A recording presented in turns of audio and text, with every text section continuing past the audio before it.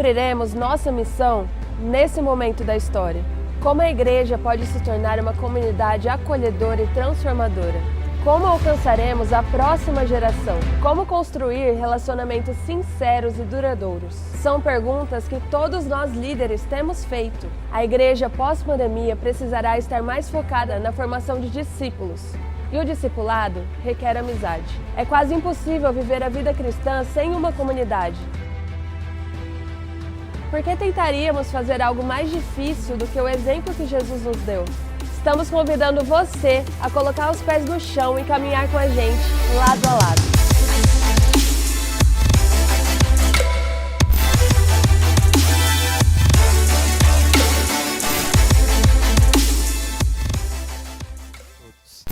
Essa tem sido a série que nós temos trabalhado durante esse mês, finalzinho do mês de março e entrando no mês de abril. É uma série sobre a caminhada de vida lado a lado, mas é uma série também sobre Deus. É uma série especialmente que fala de um Deus que não precisava caminhar lado a lado com ninguém, mas um Deus que decidiu criar, se relacionar, caminhar com pessoas e encorajar que essas pessoas caminhem umas com as outras.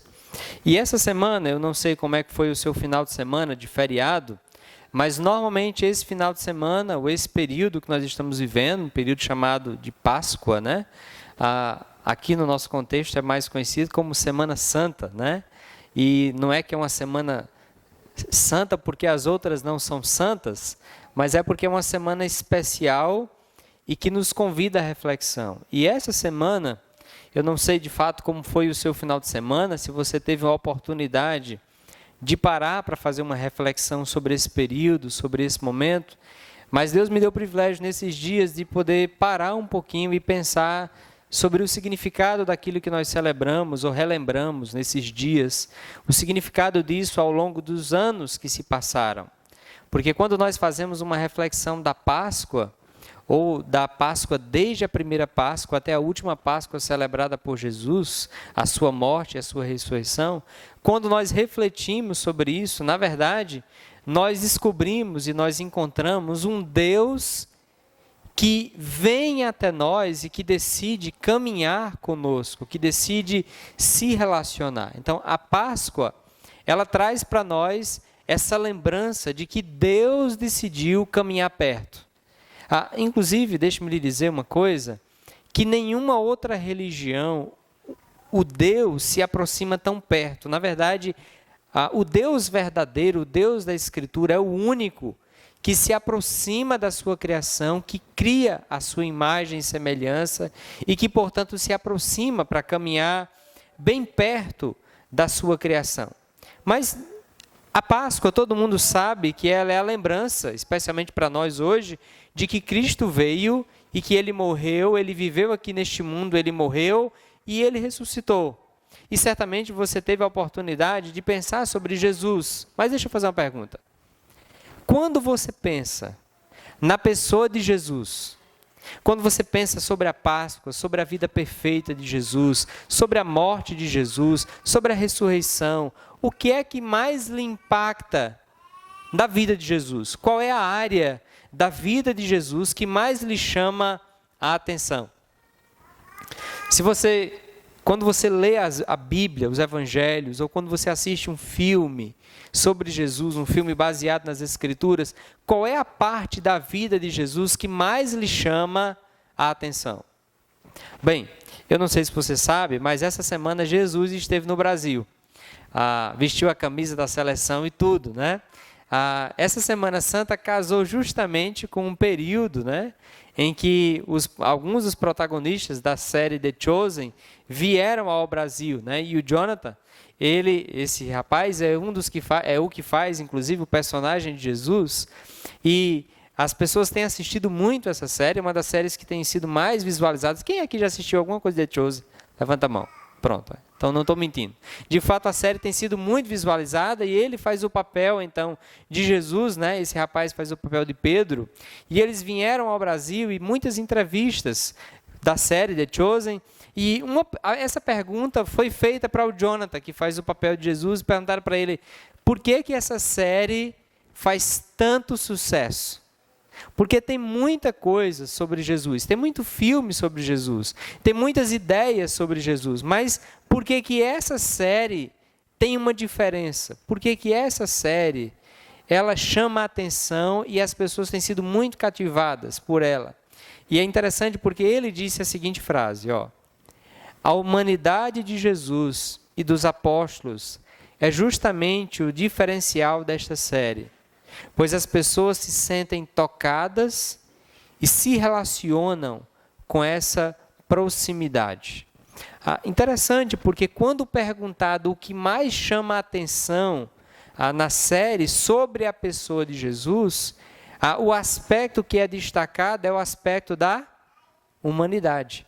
O fato de Jesus ser uma pessoa mesmo, e talvez essa de fato seja um diferencial da série The Chosen, porque quando você assiste a série, você vê Jesus rindo, você vê Jesus chorando, você vê Jesus se compadecendo, você vê Jesus humano.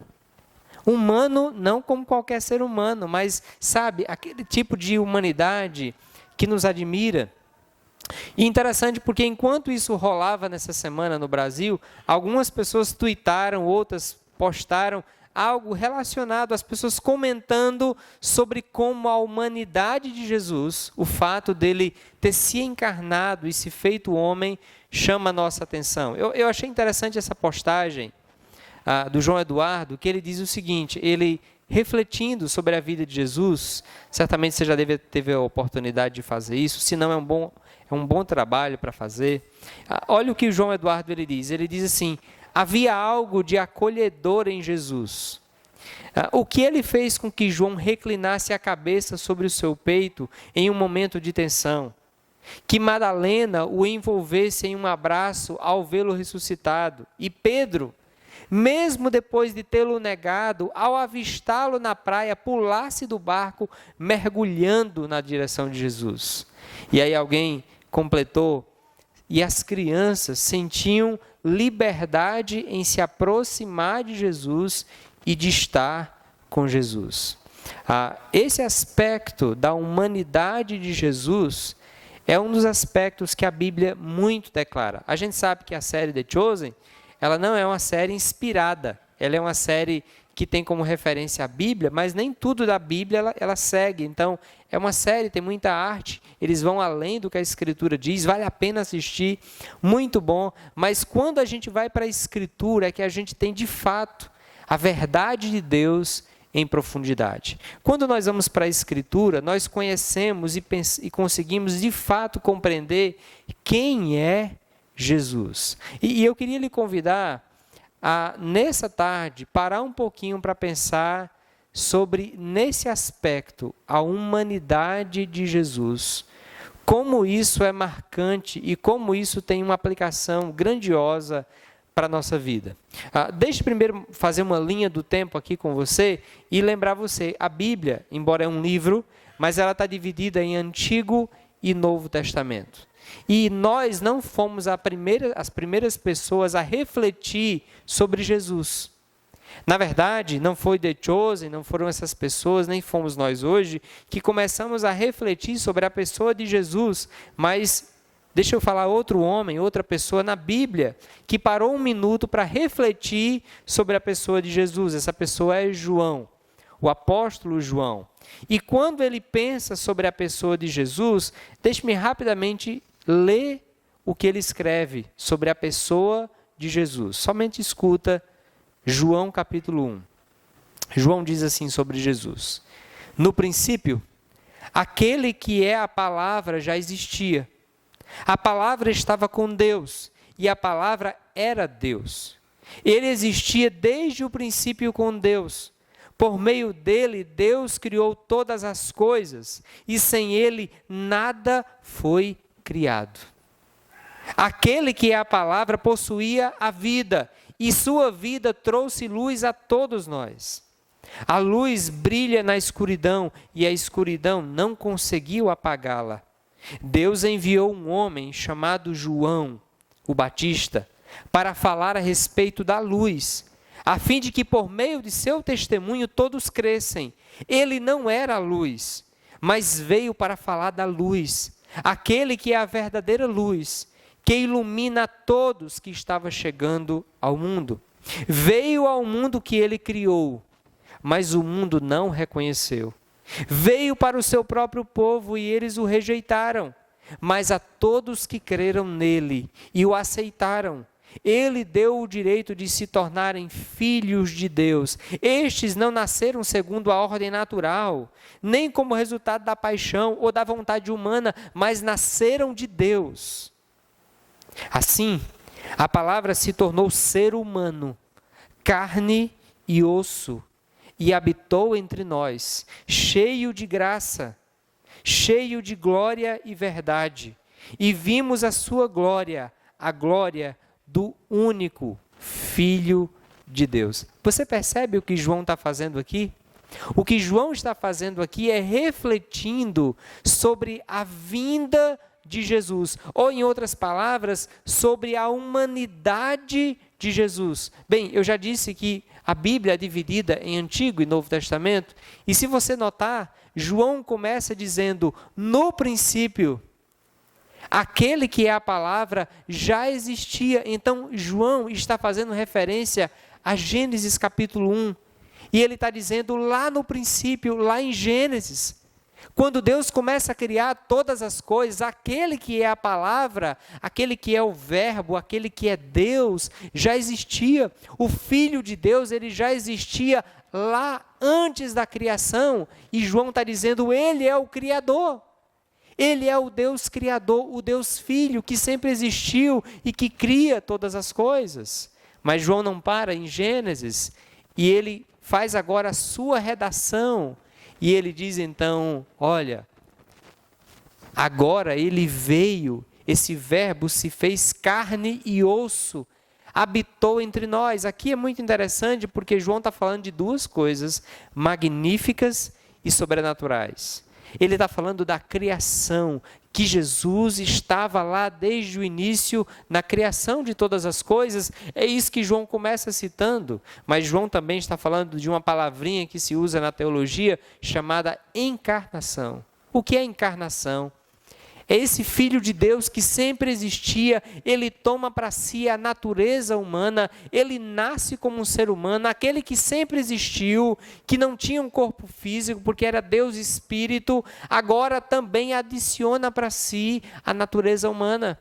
Jesus Cristo, nota bem, ele deixa a glória eterna do céu, da presença da Trindade Santa, e ele vem a este mundo e ele nasce como um bebê. Isso na teologia é chamada de união hipostática, ou a união das duas naturezas. É a ideia de que Jesus sempre existiu. Ele era espírito, ele sempre existiu, mas ele decidiu tomar para si a forma humana, se parecer, e não apenas se parecer, mas se tornar um ser humano. E de forma que nós temos Jesus nascendo de Maria, mas não nasce por relação sexual com José, ele nasce por um milagre do Espírito Santo, e aí nós temos Jesus. E Jesus, ele é 100% Deus. O Deus eterno deixou a glória dos anjos, de um lugar perfeito, e esse Deus eterno deixou a sua glória e veio a este mundo andar lado a lado com seres humanos pecadores. Mas o interessante é que esse Deus, ele não apenas é esse Jesus, ele não apenas é 100% Deus, mas ele é 100% humano. E talvez esse é o ponto destacado por The Chosen, quando diz que a humanidade de Jesus nos encanta, porque quando nós olhamos para Jesus, nós não encontramos alguém distante, pelo contrário, nós encontramos alguém cheio de compaixão, cheio de misericórdia, cheio de humanidade, cheio de amor, a verdadeira humanidade. E sim, Todos nós devemos ficar surpresos com a vinda de Jesus a este mundo, mais ainda com a crucificação, porque entenda, é o Deus que se fez homem e o Deus que agora vai morrer na cruz do Calvário para salvar e libertar pecadores. Olha, queridos, não tem nada mais fantástico do que isso.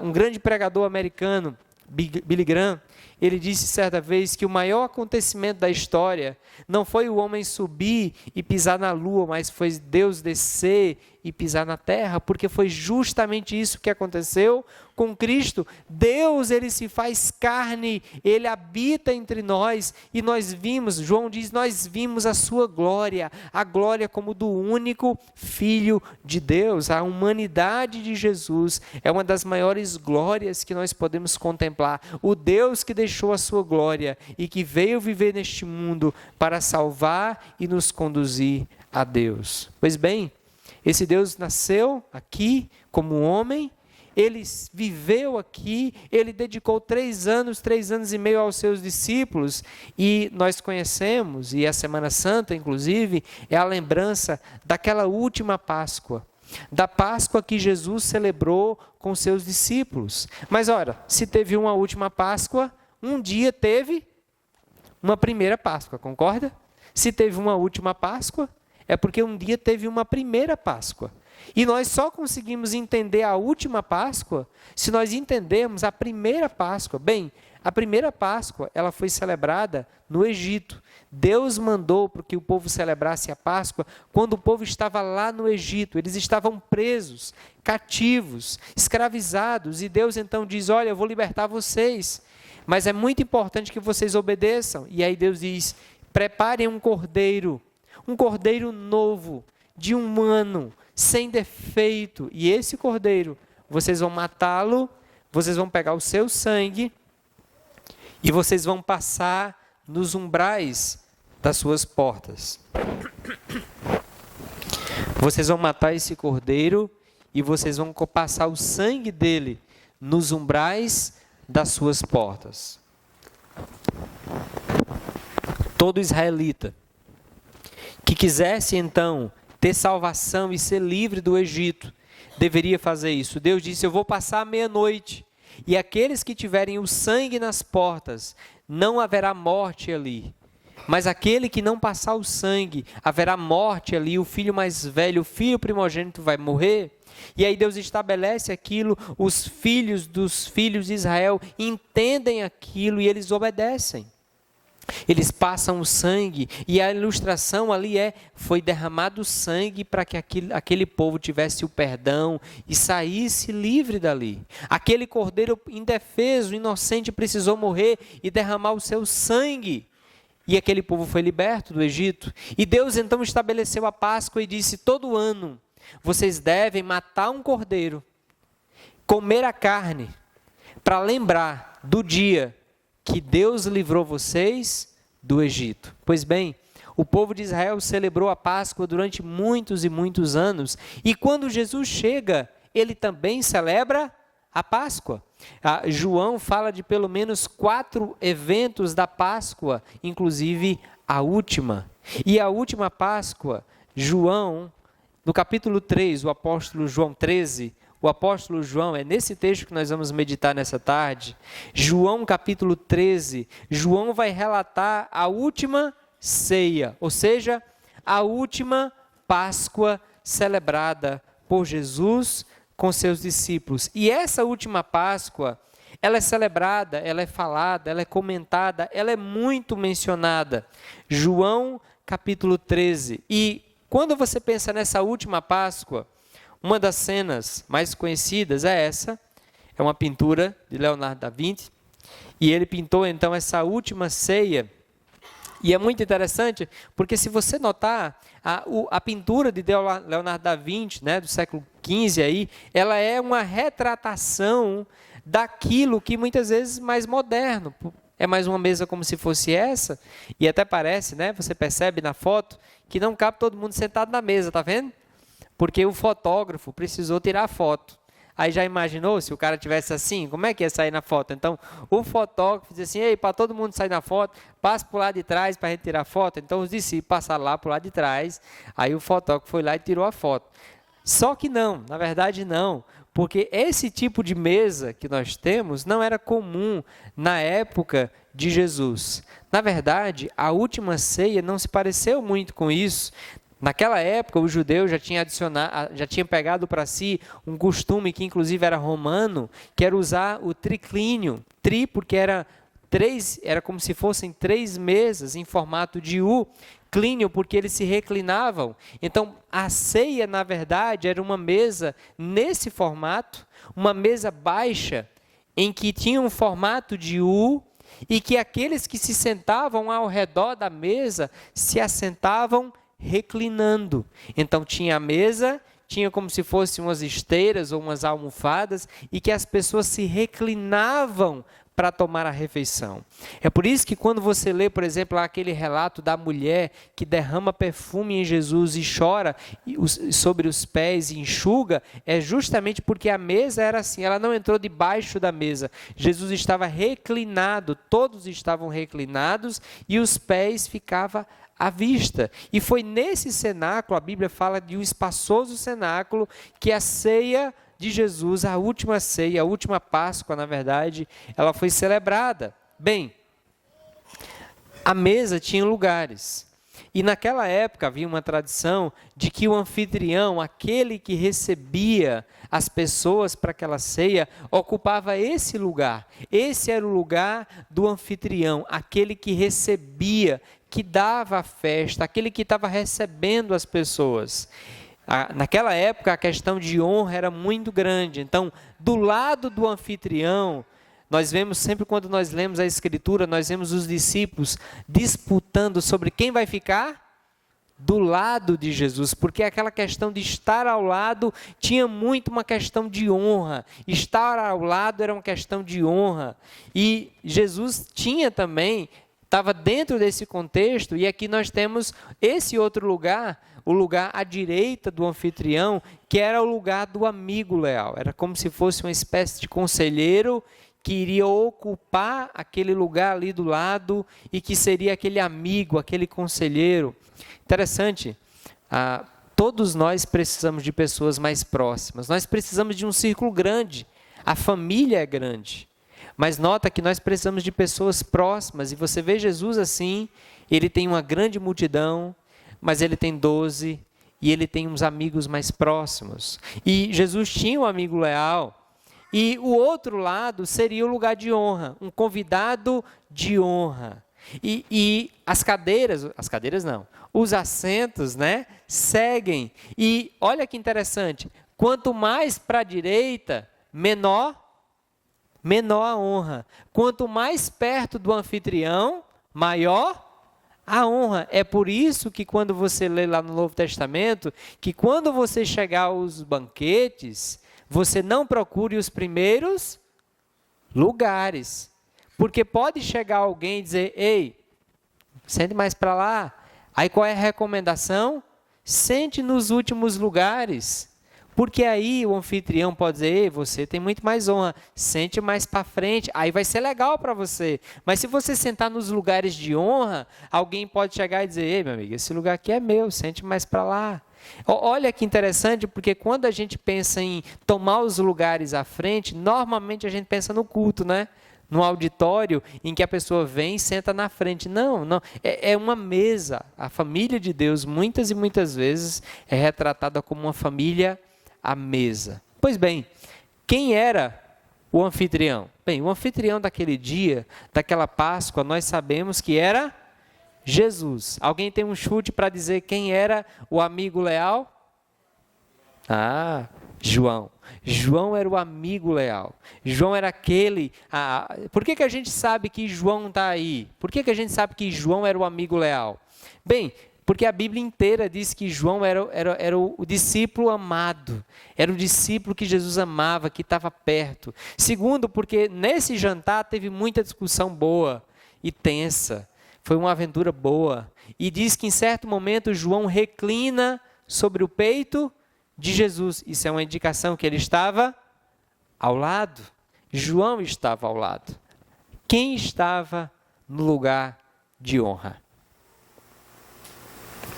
Bem, isso é interessante e nota, eu estou usando isso aqui para chamar a nossa atenção como a humanidade de Jesus é sublime e deve nos impactar o coração.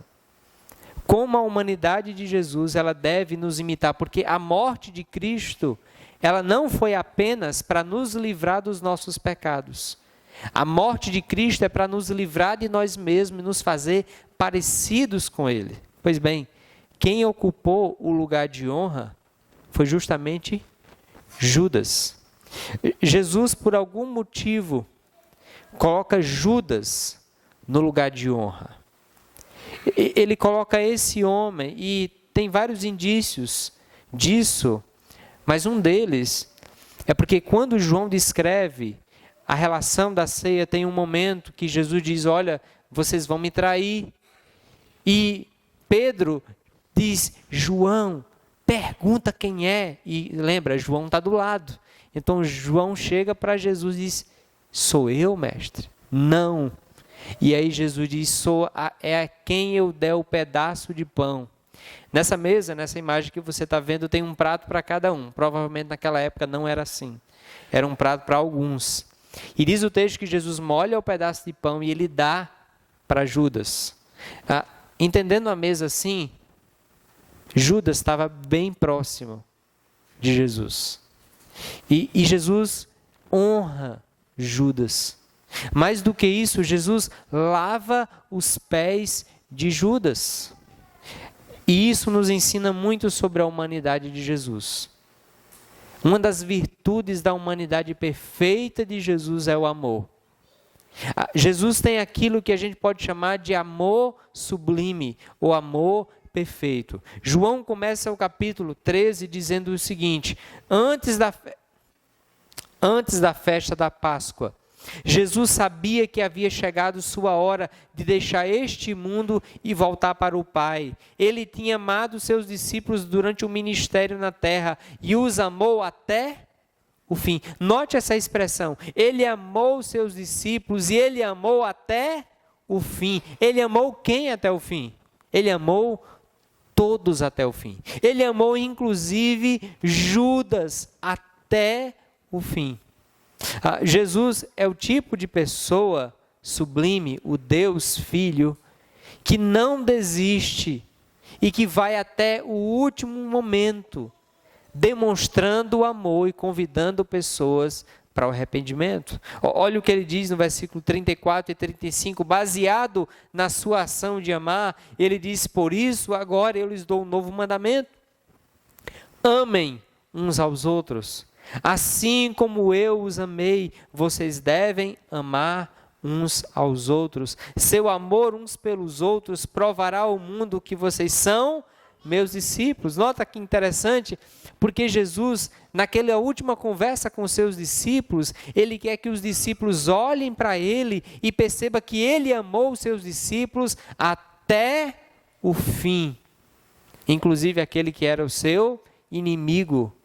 Aquele que era o seu traidor, ele amou até o fim. Quando nós olhamos para Jesus, nós olhamos para o tipo de humanidade perfeita que dá a sua vida por pecadores. A gente falou um dia atrás aqui que Deus alcança os improváveis. Pois bem, Jesus não teve nenhuma dificuldade de amar Judas. Mas lembra de quem nós estamos falando?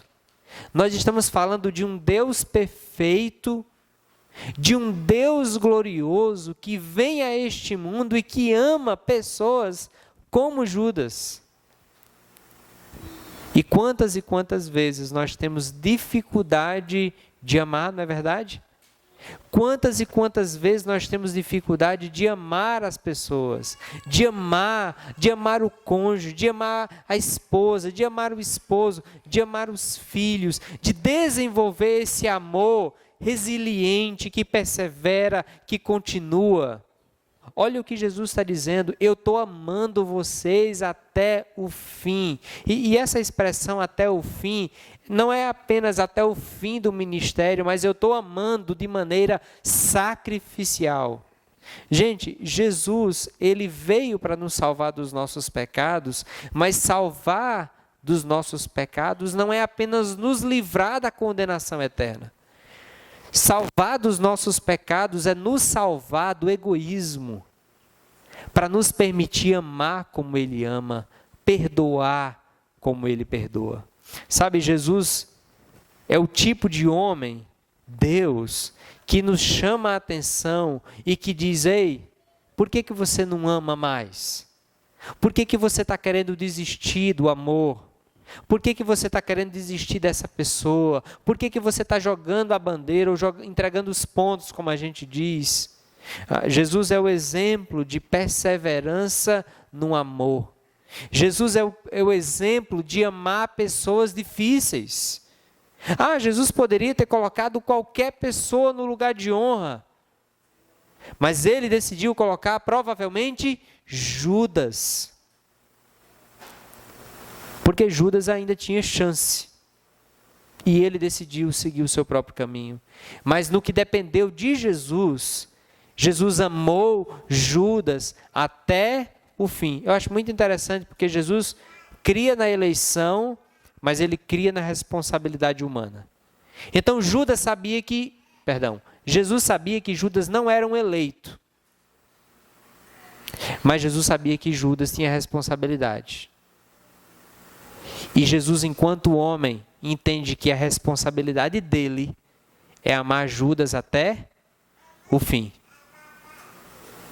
Muito cuidado, gente, para a gente não ser um ser humano melhor do que Jesus.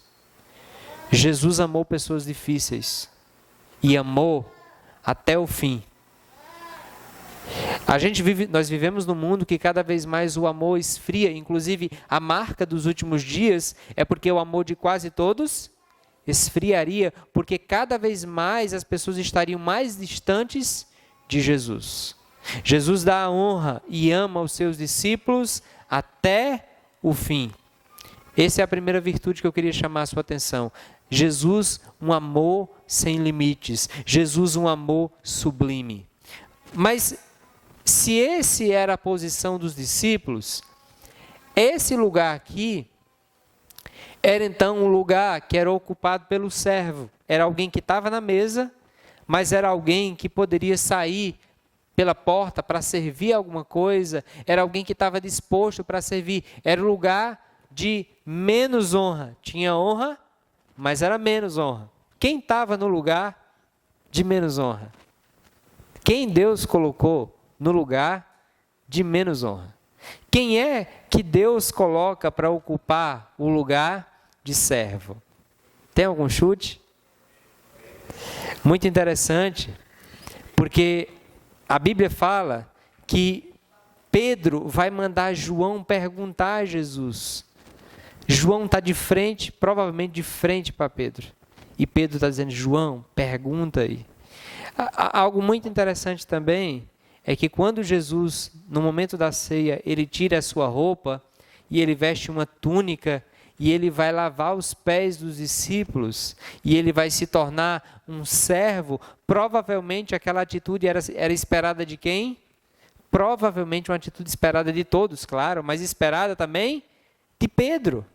Interessante que tem um relato de Pedro na Bíblia dizendo que quando Jesus chega para lavar os pés de Pedro, todo mundo está chocado, mas Jesus chega para lavar os pés de Pedro, e Pedro diz o quê?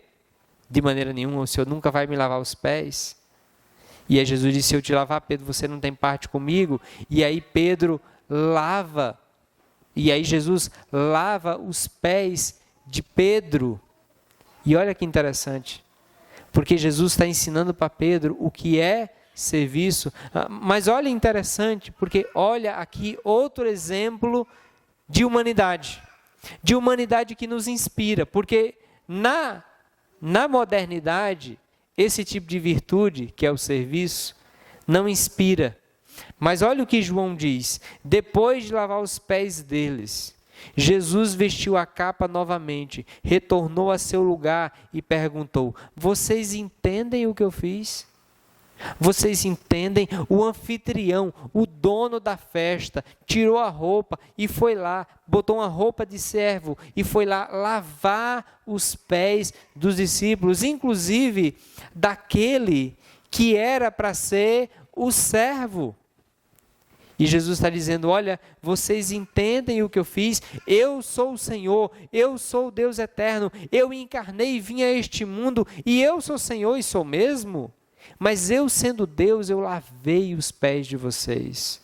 E a aplicação que Jesus faz é: vocês me chamam mestre e Senhor, e tem razão, porque eu sou. E uma vez que eu, seu Senhor e mestre, lavei seus pés, vocês devem lavar os pés uns dos outros. Eu lhes dei um exemplo a ser seguido. Façam como eu fiz com vocês. E aqui Jesus diz claramente para todos os discípulos que a humanidade perfeita inclui servir. Que o bom da vida é ser bênção na vida de outros, é servir. Agora, gente, isso é tão contrário ao que nós vivemos, né? Imagine, qual é a empresa que vive isso? Que o patrão está lá para servir e ser bênção na vida das pessoas. Que a pessoa que está lá num cargo alto, ele se baixa e ele fala com pessoas que estão abaixo do cargo, da patente dele. Todos nós, no geral, vivemos num mundo que anseia por um cargo maior para que seja mais servido. Eu quero ser um pós-doc, eu quero ter uma faculdade, eu quero ter um emprego, eu quero ter o meu sustento, o meu rendimento, para que eu não dependa de ninguém. Mas olha o que Jesus está ensinando sobre humanidade. Humanidade perfeita é servir como Jesus serviu. E eu não sei se você percebe, mas olhe para essa mesa. Quem é que vai ser o líder da igreja de Jerusalém? Se você estava semana passada, você sabe. Quem é que vai ser o líder da igreja de Jerusalém? Quem é? É Pedro. Mas uma semana antes, ou melhor, antes da ressurreição de Jesus, 50 dias antes dele tomar a liderança da igreja, ele está ocupando na mesa, não o lugar de honra, mas o lugar de servo. Porque na Bíblia, liderança é ser servo. Ser líder é ser servo. É comer por último. É ter as suas vontades feitas por último.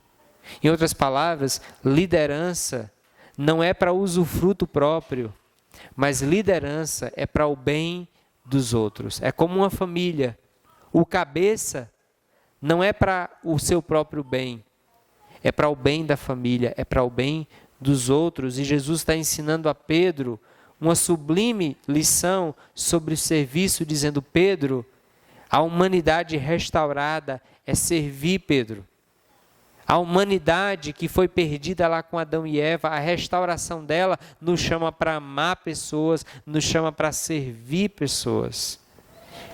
Nesse mesmo jantar, muitas coisas aconteceram, mas uma delas, Jesus disse no finalzinho: eu não vou estar mais com vocês. Chegou a hora, eu vou ser glorificado e eu não vou estar mais aqui. Eu já disse isso para vocês. Eu vou para um lugar que vocês não podem ir agora, vocês só vão poder ir depois. O que é que Pedro diz? Para onde é que o Senhor vai? O Senhor vai para onde? Eu estou disposto a ir com o Senhor para onde for. Olha, porque Jesus vai ensinar sobre amor, sobre serviço, mas sobre dependência. Olha a conversa com Pedro. Senhor, por que não posso ir agora? Perguntou Pedro. Estou disposto a morrer pelo Senhor. Morrer por mim? Disse Jesus. Eu lhe digo a verdade, Pedro. Antes que o galo cante, você me negará 3 vezes. Nota a relação. Pedro diz: eu estou disposto a morrer pelo Senhor. E Jesus diz para ele: você vai me negar 3 vezes. Você está dizendo que está disposto para morrer, mas você vai me negar 3 vezes Pedro. E aqui nota que a lição de dependência é muito interessante, porque Pedro ele é muito autoconfiante. Não, eu estou disposto a morrer pelo Senhor. Não, eu estou disposto, eu não vou jamais deixar o Senhor, eu não vou negar o Senhor. Não, jamais. Estou disposto até a morrer. Pedro tem uma grande confiança. Quando Jesus saiu com seus discípulos desse cenáculo, ele foi para o jardim do Getsêmani. E quando Jesus chegou lá, Jesus chamou os seus amigos mais próximos, Pedro, Tiago e João. E disse: meus queridos, eu estou muito atribulado, perturbado. Fiquem aqui e orem comigo. E Jesus então, reconhecendo a agonia que vai vir, que é a sua morte, a ira de Deus sobre ele, Jesus pede para Pedro, Tiago e João orarem por ele. O que é que Pedro, Tiago e João fazem?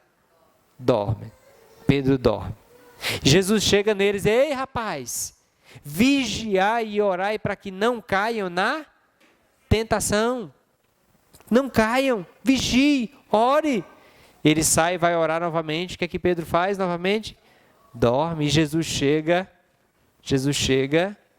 E quando Jesus chega, o que é que eles estão fazendo?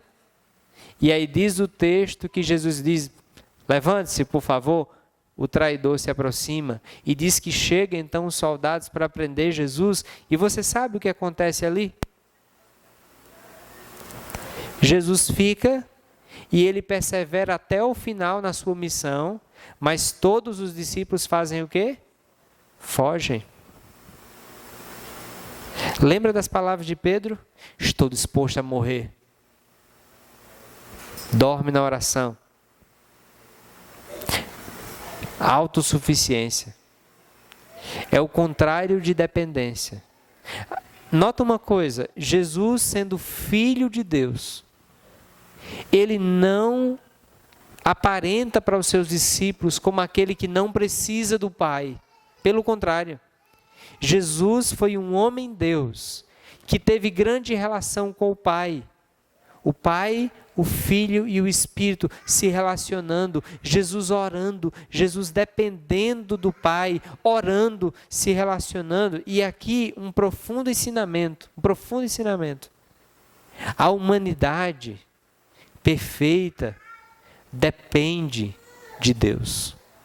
Jesus está ensinando que ser um ser humano, ser um homem e uma mulher virtuoso é viver não com autossuficiência, não vivendo achando que você pode, mas vivendo na dependência de Deus. É interessante porque nesse dia da ceia, do cenáculo, Jesus diz para os discípulos: olha, Satanás pediu para peneirar vocês. E aí Jesus diz: mas eu fiz o quê? Disse não. Foi isso? Não. Jesus disse: mas eu roguei, eu orei por vocês. Olha uma coisa interessante, porque Deus nem sempre nos livra das aflições todas. Ele permite que nós passemos por aflições. Ele permite que nós passemos por dificuldades para que a nossa fé seja provada, testada e que nós exercitamos o quê? Dependência. Pedro era um homem cheio de si, que achava que podia, que achava que conseguia, e Jesus está deixando Pedro passar na peneira, na provação, para mostrar e dizer para Pedro: Pedro, você precisa depender de mim. E Jesus ensina isso com o seu próprio exemplo. Pedro depois ele se arrepende, e ele volta e ele se torna um líder da igreja de Jerusalém, com dependência de Deus. Queridos, olhe bem para essa imagem. A última ceia, a última Páscoa, foi celebrada por Cristo com seus discípulos em família, em unidade. E você lembra que a primeira Páscoa, o ponto central da primeira Páscoa era o quê? Era o quê? Era um cordeiro, que deveria ser morto, comido e o sangue passado lá nas portas. Só que se você notar, se você perceber, nessa última Páscoa, você não tem menção a cordeiro. Você não tem, os 4 evangelhos mencionam a Páscoa celebrada por Jesus. E nenhum deles dá referência a um cordeiro na última Páscoa. Sabe por quê? Porque a Páscoa, a primeira Páscoa, ela foi uma espécie de aviso. Olha, está vendo esse cordeiro aqui?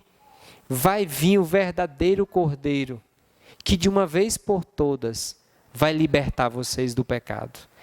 Sabe por que aqui não tem um cordeiro? Porque o verdadeiro cordeiro que tira o pecado do mundo era Jesus, e ele estava lá. E ele daria a sua vida. Então, Jesus na ceia, ao invés de pegar um cordeiro e fazer referência a um cordeiro, Jesus vai para a mesa. E Jesus pega um pão. E no pão ele diz, olha, vocês estão vendo esse pão? Vocês estão vendo esse cálice de vinho? Esse pão representa o meu corpo que vai ser entregue por vocês, igual o cordeiro pascal. Vocês estão vendo esse sangue? Esse vinho? Esse vinho representa o meu sangue que vai ser derramado por vocês. Ou seja, a última Páscoa, em que o Cordeiro verdadeiro de Deus foi imolado, foi sacrificado, foi aquela Páscoa celebrada por Jesus. Isso foi na quinta-feira, esse jantar. À noite, Jesus foi para o jardim do Getsêmani. Ele foi julgado durante a madrugada. Pela manhã, condenado. E às 9 horas da manhã, Jesus Cristo foi crucificado. O Cordeiro de Deus, que derramou o seu sangue para a libertação total, plena dos nossos pecados. Não apenas para nos livrar dos pecados e nos dar de uma condenação eterna, mas para nos fazer nova criatura. Para nos fazer ou nos voltar nos restaurar a nossa imagem e semelhança de Deus plena, porque agora nós podemos olhar para Jesus e dizer, aqui é o ser humano perfeito que morreu por mim, o Deus homem, e que eu vou imitá-lo, agora eu posso na dependência do Espírito Santo de Deus. A gente fala muito de uma igreja missional. Uma igreja missional é uma igreja que faz tudo para a missão de Deus, tudo para alcançar pessoas para Deus. Mas deixa eu dizer uma coisa, igreja, que a encarnação foi o maior ato missional feito na história. Uma igreja pode fazer um bocado de coisa para tornar a mensagem compreensível e ministrar este mundo hoje, mas ninguém vai ser tão chocante, ninguém vai ser tão fora da curva, ninguém vai ser tão contemporâneo como Jesus. Jesus foi a pessoa mais contemporânea que nós já vimos. Ele deixou o lar de glória, ele nasceu num berço humilde, ele viveu no meio de pecadores, ele chamou pessoas imperfeitas, ele comeu com publicanos e pecadores, ele morreu uma morte de cruz. Ninguém vai passar de Jesus. O sacrifício de Cristo, ou a crucificação, foi o maior sacrifício missional feito na história. Ele fez isso para salvar pessoas e formar um povo para caminhar lado a lado. Ele fez isso para salvar pessoas. Nós fazemos muita coisa para tentar alcançar e comunicar o Evangelho às pessoas. E a gente tem um exemplo para isso, que é Cristo. Ele fez o que para nós é escândalo. Seria isso. Isso aqui para os judeus na época foi um escândalo. Na época, os judeus consideraram Jesus alguém inaceitável. Mas Jesus estava cumprindo a missão de Deus, com sacrifício, e morreu por nós. Pois bem, eu queria terminar essa mensagem dizendo uma coisa. A Páscoa foi celebrada de uma vez por todas. Hoje nós não vamos celebrar a Páscoa. Não tem nenhum cordeiro aqui. Hoje nós vamos celebrar a ceia. Mas a ceia não é o sangue de Jesus. E o pão também não se transforma no corpo de Jesus, porque o corpo de Jesus e o sangue de Jesus foi derramado uma vez por todas lá atrás. Já aconteceu. Ele disse: está consumado, a obra de Cristo está completa, Ele deu a sua vida, e aqueles que se arrependem e creem nele, têm vida eterna. Meu querido, deixa eu dizer para você que nós somos tão pecadores, que precisou um justo morrer por nós. Então entenda que a morte de Cristo é o único caminho para a nossa salvação. Somente por meio da morte de Cristo, nada do que você faça, nenhuma religião, nenhuma igreja pode remover pecados. Somente Cristo, que é o Salvador, pode nos dar o perdão e vida com Deus. E Ele fez isso por amor. Um Deus que ama, um Deus que serve, que veio a nós e que se compadeceu de nós. Mas se você já entregou a sua vida a Jesus, deixe-me dizer uma coisa, que a vida de Jesus, a morte, não foi apenas para marcar e mudar a nossa eternidade, mas mudar a nossa vida hoje. E você já percebeu que muitas pessoas, mesmo cristãs, estão vivendo muitas vezes desesperadas, sem felicidade, sem alegria, sem contentamento? Anos atrás, o padre Zezinho, ele fez uma pergunta. Numa música, ele escreveu: o que é preciso para ser feliz? Bem, essa pergunta, ela é respondida de várias maneiras por muitas pessoas. Alguns acham que para ser feliz é preciso ter dinheiro. Muito dinheiro no bolso. Aí a segunda coisa, saúde. Saúde, para ser feliz é preciso ter saúde. E a gente vai enumerando e colocando o que eu preciso ter para ser feliz. E esse padre, ele consegue de maneira tão legal descrever o caminho da felicidade. Para quem tem Jesus como Salvador, o caminho da felicidade é um. É Jesus. E só Ele. Olha o que ele diz: amar como Jesus amou. Sonhar como Jesus sonhou. Pensar como Jesus pensou. Viver como Jesus viveu. Sentir o que Jesus sentia. Sorrir como Jesus sorria. E ao chegar ao fim do dia, eu sei que eu dormiria muito mais feliz. Eu não sei se você consegue perceber, mas a vida, a humanidade de Jesus é totalmente contrária à humanidade que a gente está vendo aí fora. Amar inimigo, lutar e amar pessoas que não querem nada comigo, insistir, amar sacrificial, servir, me rebaixar, dar o braço, ceder, depender de Deus, caminhar pela fé. Não, a gente não vê isso. E se você notar, a gente também tem cada vez menos visto alegria. Porque a alegria verdadeira é ter Cristo e caminhar com Cristo e como Cristo. Então eu queria que você olhasse para essas virtudes e entendesse que essas virtudes não têm a ver apenas com a humanidade de Jesus. Mas essas virtudes, gente, têm a ver com a nossa humanidade. Porque enquanto nós não formos seres humanos como Jesus, que imitam e caminham com e como Jesus, nós poderemos até estar caminhando. Só não esperemos alegria e contentamento. Mas não foi o padre Zezinho o primeiro a falar isso. Porque Jesus termina uma das suas falas no João capítulo 13, dizendo o seguinte: agora que vocês sabem estas coisas, serão o quê? Felizes se fizer o quê? Se escutar, é isso? Se ouvir a pregação, é isso? Não. Vocês serão felizes se vocês praticarem. Se vocês me imitarem, vocês serão felizes. Olha o que Jesus está dizendo. Se eu amar pessoas que não merecem, eu vou ser feliz. Se eu servir, Se eu depender de Deus, vai dar certo? Vai. Jesus é o nosso Salvador e exemplo para a caminhada de vida.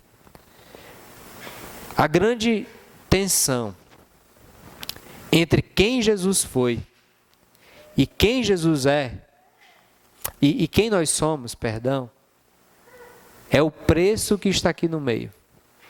Você já viu alguém dizer, não, mas ali foi Jesus. Não, mas Jesus era Deus. Não, mas ali foi Jesus. Jesus é Jesus. Uma vez eu conversando com alguém sobre perdão, e a pessoa disse, não, mas ali era Jesus. Jesus, sim. Entenda, Jesus foi ser humano, Deus homem.